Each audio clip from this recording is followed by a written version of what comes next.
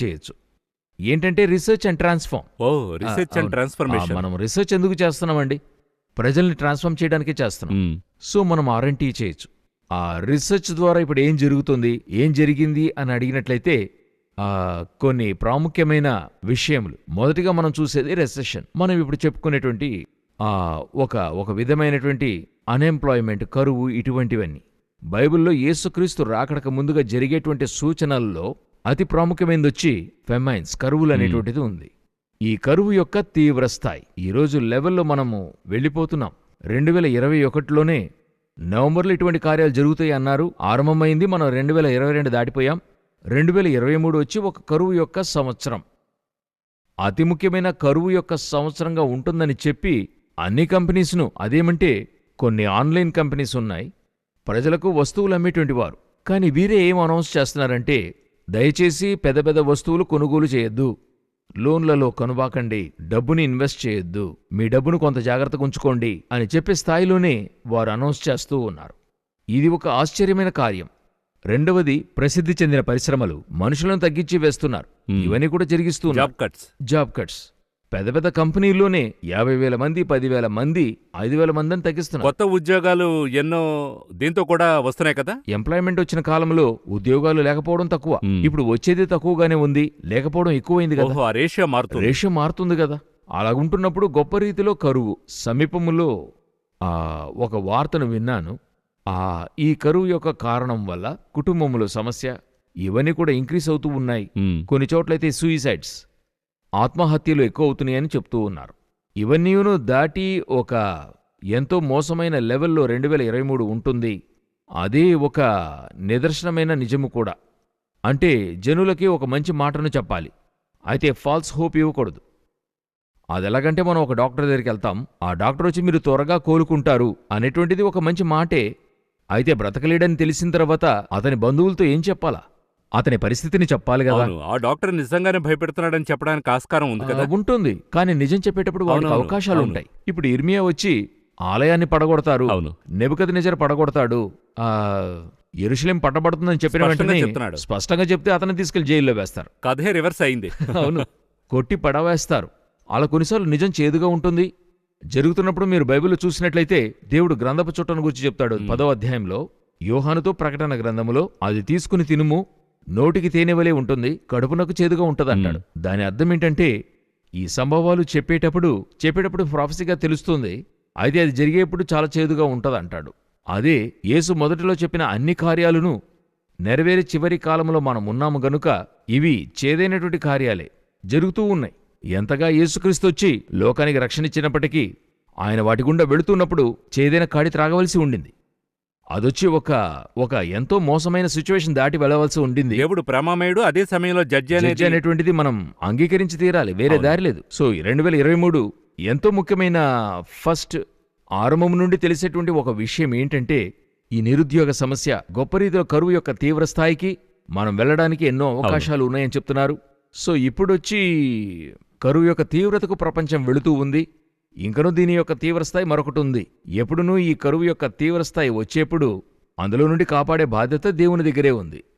అంటే జనులు తప్పు చేసేప్పుడు ఇది వస్తుంది అంటున్నాడు. దాని కారణం ఆయన కాదు, వారు చేసిన ఫలితం చెప్తున్నాడు. అవును, చివరిగా అందులో నుండి విడిపించేది కూడా ఆయనే అయి ఉన్నాడు కదా, వేరే దారి లేదు కదా.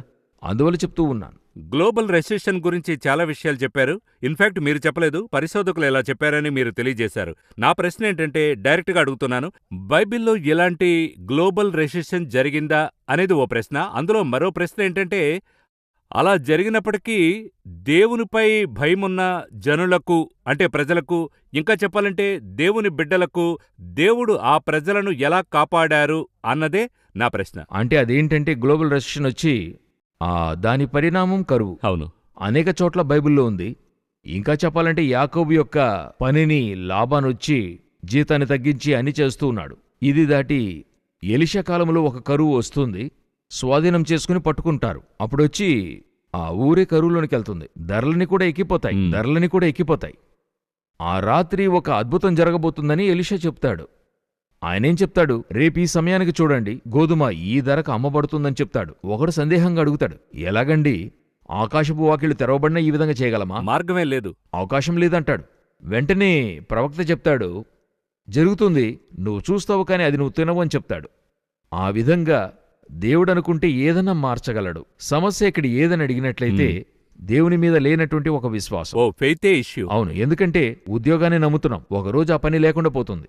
చదువును నమ్ముతున్నాం, ఒకరోజు చదువు లేకుండా పోతుంది. పరిశుభ్రత నమ్ముతాం, ఒకరోజు అది ఫెయిల్యూర్ అవుతుంది. మీరు వేటిని నమ్ముతున్నారో ఒకరోజు ఫెయిల్యూర్ అవుతుంది. చివరికి మనిషిని నమ్మండి, మనిషి మిమ్మల్ని ఫెయిల్యూర్ చేస్తాడు. ఏది మిమ్మల్ని చివరి వరకు దేవుడు దీన్ని ఎందుకు అనుమతిస్తున్నాడు? దేవుడు ఇవ్వలేదు, అనుమతిస్తున్నాడు. ఎందుకు అనుమతిస్తున్నాడంటే మీరు చివరిగా దేవుణ్ణి వెదికేటప్పుడే మీకు జవాబుంటుందని మీరు తెలుసుకోవడానికి కోసమే. ఇది ముందే చెప్తే సమస్యలు పరిష్కారం అవుతాయి కదా. అవును, దేవుని ప్రజలు చూడండి, ఏలియా దేవుణ్ణి నమ్ముతున్నాడు. ఇశ్రాయేల్ రాజు దేవుణ్ణి నమ్మలేదు. ఇశ్రాయేల్ అంతటా కూడా కరువు. దేవుణ్ణి నమ్మిన ఏలియాకు కరువు లేదు. పిండి నూనె కొరచ కాలేదు. అంతకంటే ఆశ్చర్యం ఏంటంటే ఏలియాను అంగీకరించిన ఇంటివారికి కూడా అది లేదు. అప్పుడు దేవుడు ఏది ఇష్టపడుతున్నాడంటే, నా వైపు చూడు. ఇందులో ఇంకొక విషయాన్ని కూడా ఇందులో గమనించి చూడొచ్చు. దేవుని నమ్మేవారికి నమ్మని వారికి ఒక వ్యత్యాసాన్ని చూపించేటువంటిదే. నేనెప్పుడు చెప్తాను, 2023 అనేది దేవుని నమ్మేవారికి నమ్మని వారికి ఒక వ్యత్యాసాన్ని చూపించేటువంటి సంవత్సరం. దేవుని నమ్మేవారికి దేవుడు ఎలాగ సహాయపడుతున్నాడు. కరోనాలోనే ఆ డిఫరెన్స్ మనం చూడగలిగాం అనేక చోట్ల. దేవుడు ఈ యొక్క ఆ నిరుద్యోగ సమస్య, కరువులోనూ దేవుడు గొప్ప వ్యత్యాసాన్ని దేవుని ప్రజల మధ్యకి తీసుకొస్తాడు. ఫెయిత్ ఇంక్రీజ్ చేయాలనేది మీ పాయింట్గా ఉంది. అవును, దేవుని ఆశ్రయించే వారికి ఏ మేలు కొదువయ్యే ఉండదు. ఇప్పుడు చూసినట్లయితే 6 లక్షల పురుషులు ఇశ్రాయేలు నుండి బయలుదేరి వస్తున్నారు. 40 సంవత్సరాలు ఆహారం ఎలాగా వండడం కుదురుతుందా ఆలోచించండి. వస్తువుగాని, పొయ్యిగాని, మనిషిగాని ఉండనివ్వండి, మీరు వండుతారా? 6 లక్షల మందికి వంట చేయగలరా? పశువులకు పెట్టగలరా? పోషించేవాడు దేవుడు. ఆ రోజు 6 లక్షల మందిని పోషించినవాడు ఈరోజు 8 కోట్ల మంది ఉన్న ఈ రాష్ట్రాన్ని పోషించలేడా? ఆయన ప్రపంచంలో 800 కోట్ల మందిని పోషించలేడని కాదు, దేవుడు చేయడానికి శక్తిమంతుడై ఉన్నాడు. నమ్మడానికి మీరు సిద్ధమా అన్నదే ప్రశ్న. జరుగులేకున్న కాలంలో ఆయన నమ్మాలి. బైబిల్ చెప్తుంది, ఫలింపలేని కాలంలో ఫలమునివ్వాలి. విశ్వసింపలేని కాలంలో విశ్వసించాలి. విశ్వసించి చూడండి, దేవుడు గొప్పవాడిని ఖచ్చితంగా నిరూపిస్తాడు.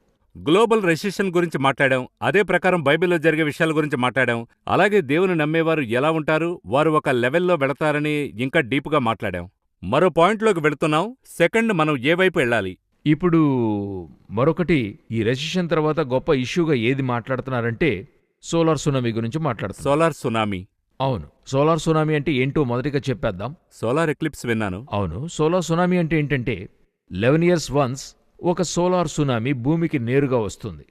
అంటే సోలార్ అంటే మన సూర్యునిపైన నల్లని హోల్స్ అనేవి ఉంటాయి. ఈ రంధ్రాలు చిన్నవి పెద్దవి అంటూ పలు స్థాయిల్లో ఉన్నాయి. కొన్ని రంధ్రాలైతే మన భూమి అందులో పెట్టేంతగా ఉంటుంది, ఎందుకంటే సూర్యుడు భూమి కంటే ఎంత పెద్ద చూడండి. అప్పుడు ఇందులో నుండి విస్ఫోటనమై బయటకు వచ్చేటువంటిదే సోలార్ సునామీ అని చెప్తారు. ఎలాగా? సముద్రంలో నుండి బయటకు వచ్చేది సునామీ అంటాము. మీరు చెప్తుంటేనే కొంచెం భయంగా ఉంది. అదొచ్చి నిన్న మొన్నటిది కాదు, 19th century నుండే ఉంది. కాలిఫోర్నియాలో 1901లో వచ్చింది. అప్పటి నుండే ఉంది. అప్పుడేంటంటే మనకి శాటిలైట్స్ లేవు, ఇకపోతే అప్పుడంతా కూడా తీగల ద్వారా ట్రంకాల్స్ వెళ్తుండేవి, మరింకేది లేదు. అందువల్ల నష్టాలు ఎంతో తక్కువ. కానీ ఈరోజు శాటిలైట్ బేస్డ్ లైఫ్లో ఉన్నాం. సో సోలార్ సునామీ జరిగేప్పుడు ఏమవుతుందని అడిగినట్లయితే గంటకి 3000 కిలోమీటర్ల వేగంతో వేడిగాలి వీస్తుందని చెప్తారు. ఇది 11 సంవత్సరాలకు ఒకసారి జరుగుతుంది. అలా 11 సంవత్సరాలకు ఒకసారి వచ్చేప్పుడు ఒక యాంగిల్ భూమికి నేరుగా అన్ని గ్రహాలపైన ఉంటుంది, భూమిపైన ఉంటుంది. మిగతా గ్రహాల్లో జీవరాశులు లేకపోవడం వల్ల ఎక్కువ సమస్య ఉండదు. మనకు జరిగేప్పుడు గ్రహించగలం, ఎక్కువ గ్రహించగలం. ఇదే విధంగా 2012లో సంభవించింది. మార్చి నెలలో జరిగింది. నార్థన్ ఐలాండ్ ప్రాంతంలో క్రాస్ అయింది. అప్పుడు ఆ రోజు ఒక మెసేజ్ వచ్చింది. మెసేజ్ కూడా చూసుంటారు, శక్తివంతమైన సోలార్ ఫ్లెక్స్ ఈ రోజు భూమి క్రాస్ అవుతుంది, ఈ రోజు ఎవరు ఛార్జ్ చేయొద్దు, ఫోన్ ఆఫ్ చేయమని మెసేజెస్ వచ్చాయి. ఇవన్నీ కూడా ఒక 11 సంవత్సరాల క్రితం వచ్చింది. ఆ సైకిల్ ఇప్పుడు 2023లో సోలార్ సునామీ సైకిల్. ఇప్పుడు మరలా అది జరగబోతుంది. ఇప్పుడు సోలార్ సునామీలు చూసినట్లయితే 3 స్టేజెస్ ఉన్నాయి. అదేమంటే CMX అని చెప్తారు. సి అంటే మినిమం, మోడరేటు లేకపోతే ప్రైమరీ లెవెల్. అందులో 9 దశలుంటాయి. ఆ తర్వాత చూస్తే మోడరేట్ లెవెల్, అందులో 9 దశలుంటాయి. చివరిగా ఎక్స్ట్రీమ్ లెవెల్, అందులో 9 దశలుంటాయి. ఇప్పుడు X లెవెల్ ఫ్లేక్స్ అని చెప్తారు. ఇదే ఉన్నంతలో ఎంతో డేంజరస్. ఇంతవరకు X3 ఫ్లేక్స్ వరకు వచ్చాయి. సో ఈ సోలార్ సునామీ యొక్క వేగం, దాన్ని క్యాల్కులేట్ చేయడం, ఇవన్నీ చూసేప్పుడు, ఇవి భూమిలోనికి వచ్చేప్పుడు మొదటిగా శాటిలైట్స్ దెబ్బతింటాయి. శాటిలైట్స్ దెబ్బతిని టెలికమ్యూనికేషన్, టీవీ ఇలా ఏదో బాధింపబడుతుంది. ఇప్పుడు రీసెంట్గా 2022లో జరిగిన సంఘటన, ఫిబ్రవరి మాసంలో ఎలాన్ మాస్క్ యొక్క 40 శాటిలైట్లు కాలిపోయాయి. మీకు తెలుసు అనుకుంటా, పేపర్లో కూడా అనేక ఇష్యూస్ వచ్చాయి. దానికి రీజన్ వచ్చి సోలార్ సునామీయే. అదేవిధంగా గొప్ప రీతిలో సమస్యలు ఏర్పడటానికి అవకాశాలు ఉన్నాయి. సో అది దాటి సోలార్ సునామీలో ఏమి జరగబోతుంది అని సైంటిస్టులు తెలియజేస్తున్నారు. ఏం తెలియజేస్తున్నారంటే బ్లాక్అవుట్ వార్నింగ్ అంటున్నారు. అంటే చీకటి అలుముకోవడం, భూమి చీకటి కావడానికి అనేక అవకాశాలున్నాయని చెప్తున్నారు. అవి దాటి అనేక ప్రమాదాలున్నాయి. మనుషులు ఒకవేళ అనేక ప్రికాషన్స్ తీసుకుంటారు.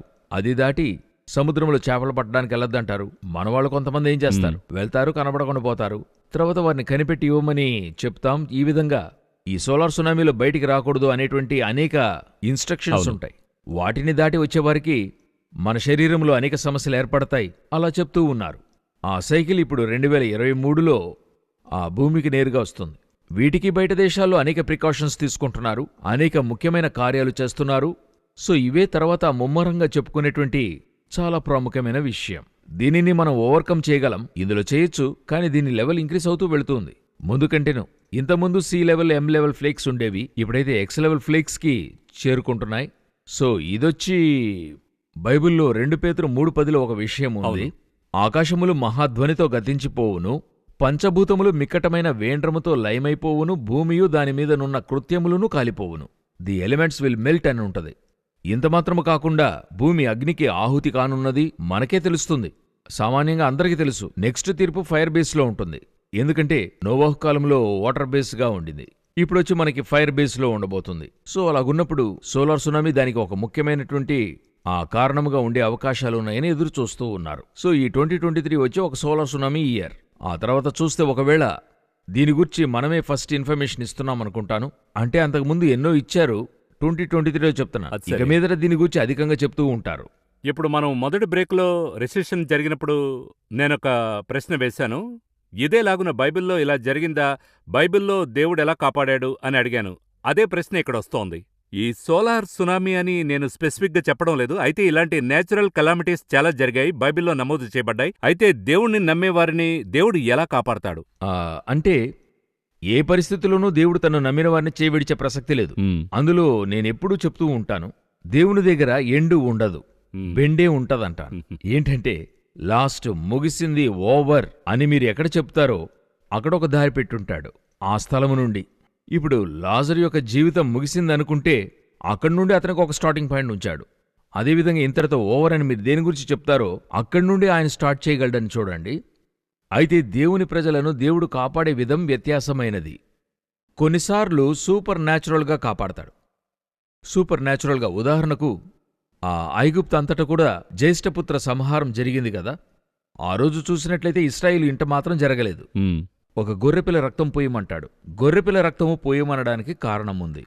కాని ఆ తెగులు రాకుండా ఉండడానికి, గుర్తింపుగా ఈ ఇశ్రాయేలు వారి ఇల్లు అది గుర్తింపుగా ఉండడానికి మాత్రమే ఆ తెగులునకును ఈ రక్తమునకును ఆత్మీయ సంబంధముంది. సామాన్యంగా ఏ గొర్రెపిల్ల రక్తము పూసినంత మాత్రము కాదు, దేవుడు వారిని అందులో అద్భుతంగా కాపాడుతున్నాడు. అది మిరాకల్. మన్నా ఒక మిరాకల్. అదేవిధంగా ఎర్రసముద్రం పాయలైంది ఒక మిరాకల్. ఇలాగుంది.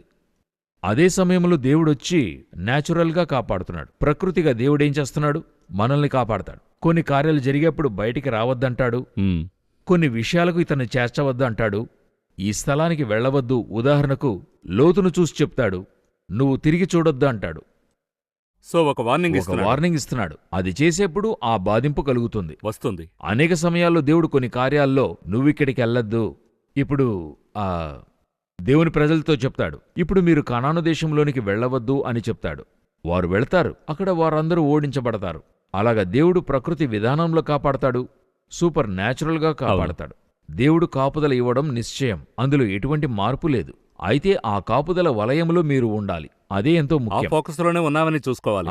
ఇప్పుడు ఎరికో కోట గోడలు కూలిపోయాయి కదా, అలా పడిపోయినప్పుడు అందులో ఒక గొప్ప ఆశ్చర్యం ఏంటంటే రాహాబున్నటువంటి ఆ ఇల్లు మాత్రం, ఆ ప్రాంతం మాత్రం పడకుండా ఉంది. చూడండి, ఏంటి రీజన్? అదే మిరాకిల్. పడవేస్తున్నాడు, భూకంపమో ఏదో జరుగుతుంది, పడుతుంది, కాని ఆ ప్రాంతం మాత్రం పడకుండా ఉంటుంది. సో దేవుడొచ్చి ఈ సోలార్ సునామీ మాత్రం కాదు, వీటికంటే మోసమైన కార్యాలు జరిగినప్పటికీ తన యొక్క ప్రజలను ఒకరోజు కూడా ఆయన ఏం చేసేది లేదు. చేయి విడువడు, తన ప్రజలను కాపాడకుండా ఉండనే ఉండడు. కాని దేవుని ప్రజలు అది నమ్మాలి, ఆ యొక్క కాపుదల వలయంలో వారు ఉండాలి. ఉన్నప్పుడు దేవుడు వారిని కాపాడతాడు. జెనెసిస్లో క్రియేషన్లోనే ఈ 7 రోజులు సృష్టించినప్పుడు అన్ని అద్భుతంగా సృష్టించాడు. రెవల్యూషన్లో మనం చూస్తున్నప్పుడు అదేలాంటి ప్రోటోకాల్లో వాటిని నాశనం చేస్తున్నాడు. అయితే నా ప్రశ్న ఏంటంటే, ఈ క్రియేషన్ నాశనం అవ్వడానికి ఖచ్చితంగా దేవుడు కారణం కాదు, మన దగ్గరే ఇచ్చాడు దేవుడు. మనం సరిగ్గా కాపాడుకోలేదు అనే ప్రశ్న వస్తుంది. ఇది కరెక్టేనా? అంటే ఒక విషయాన్ని మనము ఎంతో మరచాము లేక దాన్ని దాచాము. ఓ. అదేంటంటే ఈ భూమిని మర్చిపోయి దాచిపెట్టామా? మేబీ అలాగా కూడా ఉండొచ్చు. ఈ భూమిని దేవుడొచ్చి అప్గ్రేడ్ చేయమని చెప్పి మీ దగ్గర ఓ, ఇవ్వలేదు, సరిగ్గా మెయింటైన్ చేయమన్నారు. మెయింటైన్ చేసి ఉంచమన్నాడు. భూమిని సేద్యపరచుటకు, కాచుటకు. కాపాడాలి. గాడ్ ఇచ్చేటప్పుడు ఫుల్ఫిల్డ్గా ఎర్త్ని, ఇందులో మీరు అప్గ్రేడ్ చేయడానికి ఏమీ లేదు. కరెక్ట్గానే నిర్మించి దేవుడు మనకిచ్చాడు. తను సృష్టించిన యావత్తును చూశాడు, అది మంచిదని చూశాడు, అంతే. అలాగున్నప్పుడు మీరు దీన్ని అప్గ్రేడ్ చేయాలనుకుంటున్నారు కదా, అక్కడే మిస్టేక్ ఆరంభమైంది. ఓహో, ఈ అప్గ్రేడ్ అనేటువంటిది మీరు సైంటిఫిక్ టెక్నాలజీ అని చెప్తున్నారు. సైంటిఫిక్. ఆ అప్గ్రేడ్ చేయనటువంటి వారిని వ్యతిరేకులుగా భావిస్తూ ఉన్నారు. ఈ అప్గ్రేడ్ చేసి మీరు చివరికి తిరిగి ఎక్కడికి వచ్చారంటే అప్గ్రేడ్ చేయొద్దని చెప్పిన స్థలానికే వచ్చేశారు. ఒక ఉదాహరణకు, చంద్రుని దగ్గరికి 200 కోట్లు ఆనాటి రేంజ్కి ఖర్చు చేసి వెళ్లారు. వెళ్ళినప్పుడు వారు చెప్పింది ఏంటంటే చంద్రునిపై జీవించేలా చేస్తామన్నారు. అక్కడికెళ్ళాం, మనం అది చేస్తాం ఇది చేస్తామన్నారు.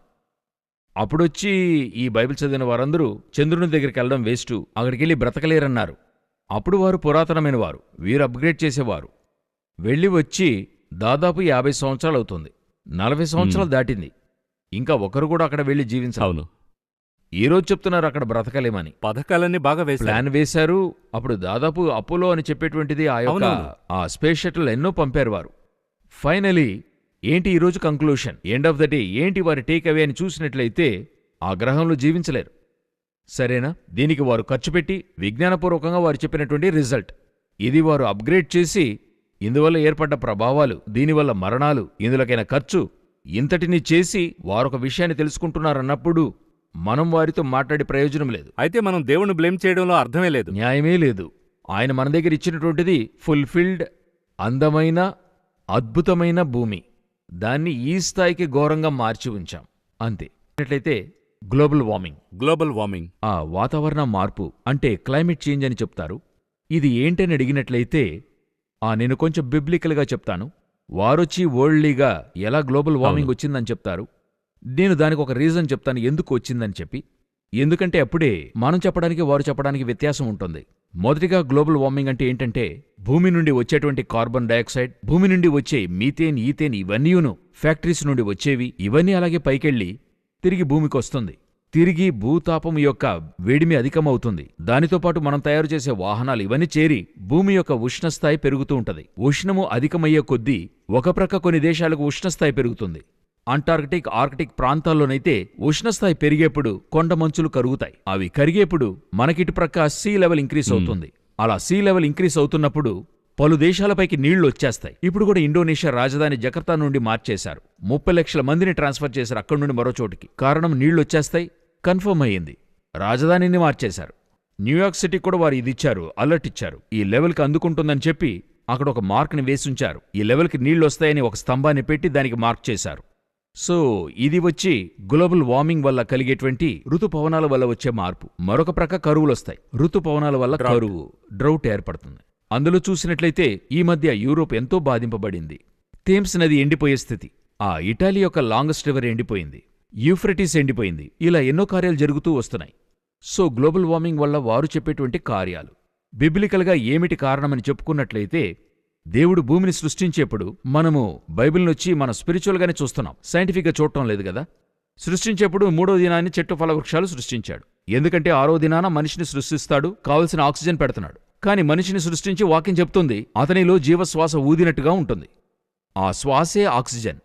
ఈయనే వచ్చి ఆల్మైటీ ఆక్సిజన్, సర్వశక్తిమంతుడైన శ్వాస ఈయనే, నిత్య జీవాన్నిచ్చేవాడు. ఇప్పుడు ఈయన నుండి వేరు చేస్తే ఆక్సిజన్ వేరు చేసినట్టే. దేవుడు ఆత్మయే ఉన్నాడు, ఆక్సిజన్ వేరు చేసినట్టుగా. సో అపవాది ఏం చేస్తున్నాడంటే ఫలాన్ని తిననిచ్చి వేరు చేశాడు. ఆ ఫలములను గూర్చి దేవుడు మీరు చావకుండున్నట్లు వాటిని తినకూడదన్నాడు. మరి ఆక్సిజన్ పెట్టుకున్న మనిషికి ఆక్సిజన్ తీసివేస్తే ఏమవుతుంది? సఫకేట్ అవుతుంది. సఫకేటే అలా చనిపోతాడని సాతాను ఎదురు చూశాడు. అయితే ఇతను పారిపోయి ఎక్కడికి వెళ్లి నిలుచున్నాడంటే చెట్టు వెనుక నుంచున్నాడు. దేవుడేం చేశాడు? ఒకరోజు నీవు నన్ను విడిచినప్పుడు మరణం వస్తుంది, అయితే నీవు వచ్చేంతవరకు నీకు కావాల్సిన ఆక్సిజన్ ఏం చేస్తాను? చెట్టులో ఉంచుతాను. అది ఆల్టర్నేట్ ఆక్సిజన్. ఇది ఆల్మైటీ ఆక్సిజన్, అది ఆల్టర్నేట్ ఆక్సిజన్. అక్కడికి వెళ్ళిపోయాడు. ఇప్పుడు పిశాచి చూస్తున్నాడు, అరే ఈ దేవుడు ఇంత మంచివాడుగా ఉన్నాడే, ఉమ్, ఈయనను వదిలిపెట్టినా చావాలనుకోలేదే, కాపాడుతున్నాడు కాని మరణించాల్సిన కార్యము తథ్యము, కాని చనిపోయేంతవరకు బాగుండాలనుకుంటున్నాడే అనేది చూశాడు. మన దేవుడు దుర్మార్గుల మరణాన్ని కూడా ఇష్టపడటం లేదు. మన దేవుని వలె మంచివానిని ఈ ప్రపంచంలో ఎక్కడా చూడలేం. అంటే దేవుడొచ్చి మంచివారిపై చెడ్డవారిపై వర్షాన్ని కురిపిస్తున్నాడు. ఉమ్, అతను చెడ్డవాడు కదా, అతనికెందుకు నీళ్లు మనం చెప్తాం కదా, అతనికి నీళ్లు ఇవ్వబాకు. ఉమ్, కొందరు చూసినట్లయితే రోడ్లో సిగ్నల్లో నుంచున్నప్పుడు అడుక్కునే వారికి డబ్బులు ఇస్తూ ఉంటారు. మనలో ఒకరు అతను తాగబోతూ అతనికి ఇవ్వద్దని చెప్తారు. ఉమ్, ఇతనికి ఇవ్వద్దు, ఇతని కాళ్ళు చేతులు బాగానే ఉన్నాయంటారు. దేవుడేం చెప్తున్నాడు, అందరికీ ఇవ్వమని చెప్తున్నాడు. ఉమ్, ఇది ఇలాగా మనం చెప్పే దాంట్లో ఒక న్యాయాన్ని చెప్తాం. ఆయన చెప్తాడు ప్రేమకు ఆధారంగా అందరికివ్వు. నీళ్లు అందరికీ దేవుడు వర్షాన్ని కురిపిస్తున్నాడు. ఇప్పుడేమైంది, ఇతను పారిపోయిన వెంటనే పిశాచి చూశాడు. ఇతన్ని కూల్చడానికి ఏం చేయొచ్చు, మనిషికి నూతనమైన ఐడియా ఇచ్చాడు. ఏం చేశాడంటే ఒక పట్టణాన్ని కట్టు, సిటీ తయారు చేయి. ఎవరు, కయ్యిని చూసి కయ్యను పట్టణాన్ని కట్టాడు. నగరాన్ని కట్టడానికి ఏం చేయాలి, చెట్లు నరకాలి అంతే. ఒక్కొక్క వృక్షాన్ని కట్ చేస్తుంటే ఒక్కొక్క ఆక్సిజన్ బంకుగా వెళ్ళిపోతుంది. పోతూ ఉంటే ఇప్పుడు గ్లోబల్ వార్మింగ్ ఎలాగొచ్చింది అని అడిగితే గ్రీన్ హౌస్ ఎఫెక్ట్ అని ఒకటి చెప్తారు. అంటే ఏంటంటే భూమి యొక్క అట్మాస్ఫిరిక్ లెవెల్ ఉంది కదా, ఇదొక షీల్డ్ లాగా ఉంటుంది. ఇప్పుడు ఇది వెళ్ళి ఏం చేస్తుందంటే తిరిగి భూమికి వస్తుంది. అది దేవుడు మనకు చేసి పెట్టాడు, అది మనకి అవసరం కాబట్టి. ఆ ఆక్సిజన్ వ్యర్థంగా వెళ్ళిపోకూడదు. అయితే మనిషి ఏం చేశాడంటే పిశాచి మనిషిని పెట్టుకుని ఈ వృక్షాలన్నీ తెగ నరుకుతుంటే ఆక్సిజన్ లెవెల్ తగ్గుతుంది. అదే సమయంలో దీనికి బదులుగా మీరేం చేస్తున్నారు, చెట్టును కొట్టేశారు. ఆ స్థలంలో ఏం చేయబోతారు, బిల్డింగ్. ఇప్పుడు రోడ్లు 2-వే 4-వే రోడ్ అని మనం చెప్తాం. వేసేప్పుడు మనం మొదటిగా ఏం చేస్తాం, చెట్లు నరుకుతాం. రోడ్డు వస్తుంది. రోడ్డు వచ్చినప్పుడు రెండు ప్రక్కల బిల్డింగ్స్ వస్తాయి, మధ్యలో వాహనం వెళుతుంది. ఈ వాహనం నుండి ఏ అవుట్పుట్ వస్తుంది. అయితే డెవలప్మెంట్ వద్దంటున్నారా? డెవలప్మెంట్ వద్దని చెప్పడంలా, డెవలప్మెంట్ ఎటువంటిదిగా ఉండాలి, మనిషి నష్టపడని ఒక డెవలప్మెంట్, అతని జీవితానికైనా డెవలప్మెంట్గా ఉండాలి. ఇప్పుడు వ్యవసాయానికి ట్రాక్టర్ కనిపెడుతున్నారు. కనిపెట్టేప్పుడు ఇండియాలో ఎంతో ప్రసిద్ధి చెందిన విజ్ఞాని, వ్యవసాయ విజ్ఞానవేత్త ఉండాడు. వారందరినీ మనం కోల్పోయాం చూడండి. అతను ఉండాడు. అందరూ కూర్చుని ఉన్నారు. అందరూ ట్రాక్టర్ని స్వాగతిస్తూ వాటిని గురించిన ఫలితాలు చెప్తూ ఉన్నారు. 1 ఏకర్ సాగుబడిలో 9 ఏకర్లు 10 ఏకర్లు చేయొచ్చు, మనము ఇలాగా అలాగని చెప్తున్నప్పుడు ఆ శాస్త్రవేత్త నోరు తెరవలేదు. అప్పుడు నాయకుడు అడుగుతున్నాడు, మీరు మాత్రం మాట్లాడడం లేదేంటి, అందరూ మాట్లాడుతున్నారు. ఆ శాస్త్రవేత్త సింపుల్గా క్వశ్చన్ అడిగాడు, ఆ ట్రాక్టర్ పేడ వేస్తుందా అని అడిగాడు. మంచి ప్రశ్న. ఎద్దుకు బదులుగా ట్రాక్టర్ తెస్తున్నారే, ఆ ట్రాక్టర్ పేడ వేస్తుందా అని అడిగినప్పుడు అందరూ నవ్వారు. వెంటనే నాయకుడు అన్నాడు, మిమ్మల్ని ఎంత పెద్ద సైంటిస్ట్ అనుకున్నాను, మీరు అందరికి ముందుగా ఈ క్వశ్చన్ అడిగారే. అప్పుడు ఆయన చెప్పాడు, ట్రాక్టర్ పేడ వేస్తుందా వేయదా అని చెప్పి. వేయదు. అప్పుడు పేడకి ఎరువుకి ఏం చేస్తారో అని అడిగాడు. Then you go and buy fertilisers. మీరు కొనడం ప్రారంభిస్తారు. ఎరువుకు తగినట్టుగా ల్యాండ్ మారుస్తారు. రేపు ఈ ల్యాండ్ ఎరువు లేకపోతే బ్రతకదు. చివరికి వ్యవసాయం కూలిపోతుంది. నేను చెప్పేది మీరు చూడండి, 50 సంవత్సరాల తర్వాత జరుగుతుందో లేదో చూడండి. ఈరోజు అదే పరిస్థితి. ఎటువంటి శాస్త్రీయ అభివృద్ధి మనిషి యొక్క మంచి కొరకైతే ఎటువంటి మార్పు లేదు. అది మనిషి యొక్క నాశనానికైతే అవసరమే లేదు. అటువంటి శాస్త్రీయ అభివృద్ధి మనకు అవసరం లేదే. మనిషిని చంపివేసి సైన్స్ పెరిగి ఏం చేయబోతుంది? ఎవరికోసం ఇంకా సైన్స్ ఉంటుంది? ఎవరికీ ఉండదు. సో అప్పుడు ఈరోజు ఏమైంది? మీరు ఉద్యోగావకాశాలు ఇవ్వండి, బాధింపు లేని ఉద్యోగాలు ఇవ్వండి. ఇంకా మీకు చెప్తాను, 6000 సంవత్సరములుగా ఈ భూమి ఉంది మన బైబిల్ ప్రకారంగా. 5500 సంవత్సరాలుగా సైన్స్ పెరుగుతూనే ఉంది కదా. మనిషికి బాధింపు లేకుండానే కదా జరిగింది. ఆ రోజు ఉన్నటువంటి మనుషులకు జ్ఞానం ఉండింది కదా. నీళ్లెలాగా సేవ్ చేయాలి, వారికి ప్రకృతి మీద ఒక మక్కువ ఉంది, అన్ని చేశారు కదా. ఈ చివరి 100 సంవత్సరాలే కదా మనకి ఇలాగా అయిపోయింది. సో అదే గ్లోబల్ వార్మింగ్ యొక్క ఇంక్రీస్. ఈరోజు ఏమైందంటే ఇక్కడి నుండి పైకెళ్లేటువంటి కార్బన్ డైఆక్సైడ్ లెవెల్, మీథేన్ అన్ని కూడా తిరిగి ఎక్కడికొస్తుంది? భూమికే వస్తుంది. దీనికి పేరే గ్లోబల్ వార్మింగ్. ఎప్పుడు దేవుని యొక్క ప్రణాళిక నుండి మనిషి వెళ్లిపోయాడో ఆ రోజున ఆరంభమైనటువంటిది. ఈ రోజు వరకు జరుగుతుంది. 1.5 డిగ్రీ సెల్సియస్ ఇంక్రీస్ అయింది భూమి. ఉష్ణము 2 డిగ్రీలకెళ్తుందని చెప్తున్నారు. దీని స్థాయిని తగ్గించొచ్చు అని చెప్పి ఎంతో కృషి జరుగుతుంది లోకమంతటా. అయినా యొక్క సెక్రటరీ చెప్తున్నాడు, మనకి మనమే శవపేటికను చేసుకున్నామన్నాడు. ఆయన చెప్తున్నాడు, మనకి మనమే గ్రేవ్యార్డ్ తవ్వుకుంటున్నాం అని చెప్తున్నాడు. గ్లోబల్ వార్మింగ్ లోకమంతటికీ ఒక పెద్ద ఇష్యూగా మారిపోతూ ఉంది. ఈ యొక్క చివరి G20 సమ్మిట్లో కూడా గ్లోబల్ వార్మింగ్ యొక్క సీరియస్నెస్ గురించి మాట్లాడారు. కార్బన్ డైఆక్సైడ్ లెవెల్ ఇంక్రీస్ అవుతుంది. ఈ సంవత్సరం మరింత ఎక్కువ అవుతుంది అంటున్నారు. ఎందుకంటే మనం ఇంకా ఏం ఉత్పత్తి చేస్తున్నాం? ఇంకా వాహనాలు ఉత్పత్తి చేస్తున్నాం, ఇంకా ఫ్యాక్టరీస్ నుండి టాక్సిక్స్ వస్తున్నాయి, ఇంకా వాహనాలు పెరుగుతున్నాయి. ఇది చాలదనక వార్ స్టార్ట్ అవుతుంది. వార్ స్టార్ట్ అయిపోతే ఆ తర్వాత మీకు గ్లోబల్ వార్మింగ్ గురించి మాట్లాడే అవకాశమే ఉండదు. అదెంతో తీవ్రస్థాయిలో ఉంటది. ఇది ఈ సంవత్సరం 2023లో ఎంతో గొప్పగా మాట్లాడేదిగా ఒక టాపిక్గా ఇది ఉండబోతుంది. ప్రపంచమంతటికి టాపిక్గా ఉండబోతుంది. నాయకులందరూ కూడా మాట్లాడతారు. ఇవన్నీ కూడా ఒక ముఖ్యమైన విషయంగా 2023లో ఉండబోతుంది. ఈ 2023 ఎలా ఉంటుందని నేను ప్రశ్న వేశాను. నేనైతే చాలా పాజిటివ్గా ఉంటుందని అనుకున్నాను. అయితే మీరు చెప్పిన అనేక విషయాల్లో ఒకటి నాకు అర్థమైంది. దేవుడు దేనిని నాశనం చేయలేదు, అది మాత్రం స్పష్టంగా ఉంది. మరొకటి, బైబిల్లో చూస్తే ఫిలిప్పీలకు రాసిన పత్రికలో 4వ చాప్టర్లో 6-7 వచనాల్లో యు డోంట్ బి యాంగ్సియస్ అని రాయబడి ఉంది. నీవు దేనిని గూర్చి చింతపడకుడే అని రాయబడి ఉంది. అయితే ఈ విషయాన్ని, దేవుడు రాసిన ఆ వాక్యాన్ని మనం ఎలా అండర్స్టాండ్ చేసుకోవాలి? ఇప్పుడు ప్రేక్షకులు 2023లోకి ప్రవేశించారు. మీరిన్ని చెప్పారు, అవన్నీ కరెక్టే. అయితే దేవుడు మరొకటి చెప్తున్నాడు. మరి ఈ రెండింటిని మనం ఎలా బ్యాలెన్స్ చేయాలి? లేదు, ఇప్పుడు పౌలు చెప్పేది ఉంది. దేవుడే ఒకటి చెప్తున్నాడు డైరెక్ట్గా, ఆయన నోటి నుండే చెప్తున్నాడు. మత్తయి 24లో చెప్తున్నాడు, 5-6 వచనాల్లో చెప్తున్నాడు.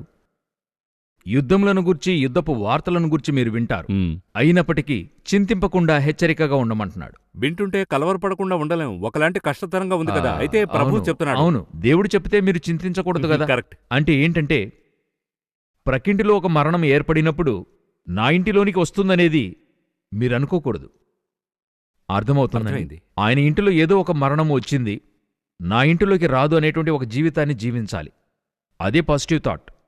ఈరోజు దేవుడు చెప్తున్నాడు, ఇవన్నీ బయట సంభవిస్తాయి.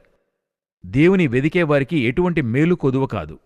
నేను ఆరంభం నుండి అదే తిరిగి తిరిగి చెప్తున్నాను. లోకమే నీటితో నాశనమైనా ఒకే ఒక ఓడ సురక్షితంగా కాపాడబడటానికి నిలువబడుతుంది. సొదొమ గొమొర్రా నాశనమైనప్పటికీ ఒక కుటుంబం అందులో రక్షింపబడుతుంది. అవును. పూర్తి ఇశ్రాయేలు నాశనమైనప్పటికీ, త్రోయబడినప్పటికీ ఒక కూటము కాపాడబడుతుంది. అన్ని చోట్ల దేవుడు తనకంటూ ఒక కూటాన్ని ఏర్పరుచుకుంటూనే ఉన్నాడు. ఆ సమూహంలో మనం ఉండాలి, మన ప్రేక్షకులు కూడా ఉండాలి. అందుకే ఈ ప్రోగ్రామే ఉంది. మనమేం చెప్పదలిచాం? ఇన్ని జరిగేటప్పుడు మనం భయపెట్టడం అన్నది కాదు. ఇవన్నీ బయట జరగబోతుంది. దేవుని ప్రజలకు దేవుడు వ్యత్యాసాన్ని చూపిస్తాడు. దేవుని ప్రజలను కాపాడతాడు. వారిని దానికి మధ్యలో దేవుడు ఎలాగ పక్షులను పోషించి కాపాడుతున్నాడో నిదర్శనమైందొకటి. 2004 సునామీ వచ్చింది. ఆ సునామీ వచ్చినప్పుడు చూడండి, మనుషులు చనిపోవడం కంటే మృగాలు చనిపోయింది తక్కువ. మనుషుల కంటే కూడా మనం మృగాలను తక్కువ అంచనా వేస్తాం. అయితే ఎవరు కాపాడారు? ఎలా కాపాడడం? కాపుదలకైన జ్ఞానం ఎలాగొచ్చింది? ఇదే మనం యోచించవలసిన అతి ముఖ్యమైన విషయం. దేవుడు ఎగిరే పక్షిని కాపాడుతున్నట్టుగా కాపాడుతున్నాడు. మనం విశ్వసించినట్లయితే దేవుని యొక్క మహిమను చూడగలము.